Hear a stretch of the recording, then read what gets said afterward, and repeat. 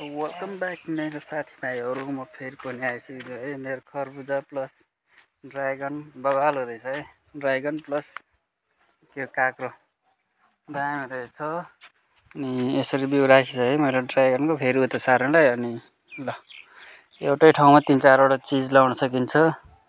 अनि यहाँ मेरो खरबुजा यत्रो यत्रो हुँदै आइसक्यो है। ल धमाधम। अब चाहिँ मैले यो सेलमा राख्छु है। 50 रुपियाँ किलो यो खरबुजा र फेरि काँक्रो यति हुँदैछ। अब सेलमा त राख्नु पर्यो, हेर सुहाउँदो उठाउनु पर्यो, यताउति दियो। अब धेरैले दिनु छैन, मलाई साथ सपोर्ट दिनेहरूलाई चाहिँ मैले दिइरहेको छ अहिलेसम्म। अब चाहिँ अलिक ठुलो ठुलो पारेर यो ल फुल यत्तिको झपक्क आउँछ। अनि यहाँ मौरी ल फुल चाहिँ यत्तिको झपक्क आउँदैछ है दुईटैमै। अब थुप्रै लाउनु पर्छ। ओन्ली सेल 50 है। फुलहरू टन्नै छ। मैले चाहिँ अलिकति रोगहरू नि देखेँ भन्दा त्यो पात फालिहाल्छ है। पात सस्तो छ सबै मेरो।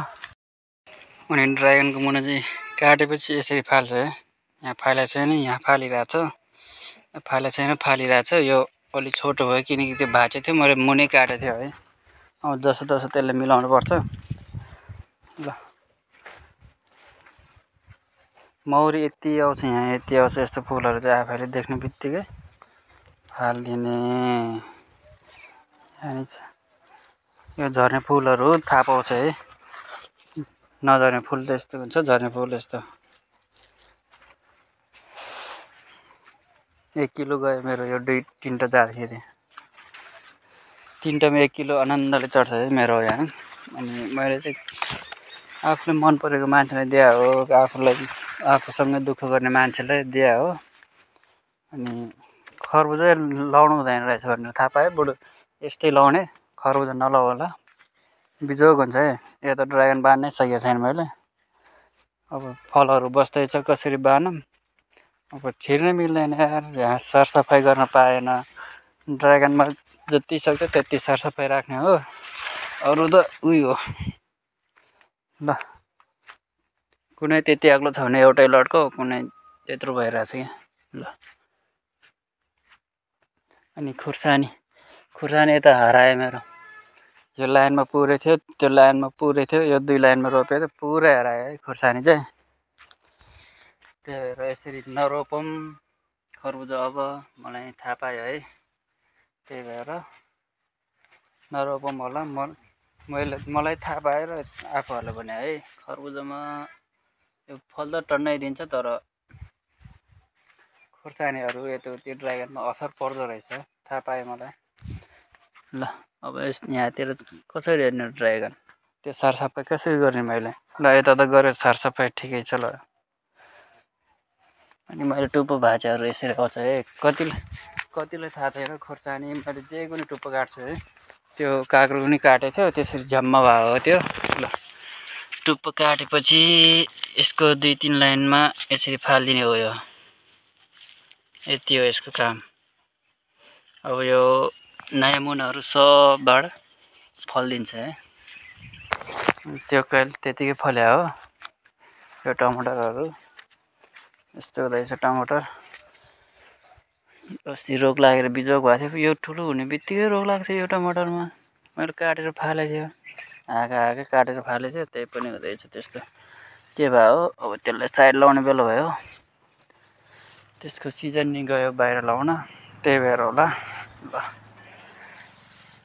यहाँतिर चाहिँ फल खासै बसेको छैन कि हो यस्तो झ्याङमा, देखेन मैले। तर फ्लावरै फ्लावर छ, दामी रहेछ।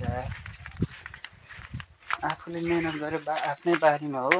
मेरो विदेश अब नेपालमै हुन्छ होला, विदेश नेपालमै बनाउनु छ। त्यही भएर गाह्रो छ नि त साथीभाइहरू। पोलहरू मैले बनाएर राखेको छु। अब यसपालि ड्रागन बढाउने है। फेरि लगभग 400-500 बोटलाई लाग्छ होला यति। त्यति बढाएपछि मलाई ढुक्क हुन्छ है। सकिन्छ, 1-1.5 लाख सकिन्छ। मैले मात्र सकिँदैन हेर, मेरो अहिले इन्कम छैन। मेरो आफ्नो पर्सनल काम रोकिरहेको छ। त्यही आउने पैसाहरू उठाउनुपर्छ, 1-1.5 लाख त आउँछ अनिवार्य। अब त्यहाँबाट उठाउने, त्यहाँ लगानी गर्ने। मैले भनिसकेँ सटरवालालाई सिधै भनिसकेँ, अब यसपालि पैसा आएन भने सटर 2 उखाल्छु, मेरो सब उठिहाल्छ। मैले बेचिदिन्छु भनेको थिएँ सटर। ओके भाइ मैले दिन्छु भनेको छ। मेरो विदेशको प्रोसेसको काममा पैसा फँसेको, यसपालि दिन्छु भनेको छ। त्यसलाई मैले बाइक समाएर राख्छु भनेको छु। त्यस्तो नगर, तिम्रो पैसा जसरी दिन्छु भनेको छ है। त्यही भएर गाह्रो छ मलाई। यता पैसा फस्ने, उता काम गरेर पैसा नआउने गर्दाखेरि म ट्वाँ। त्यही भएर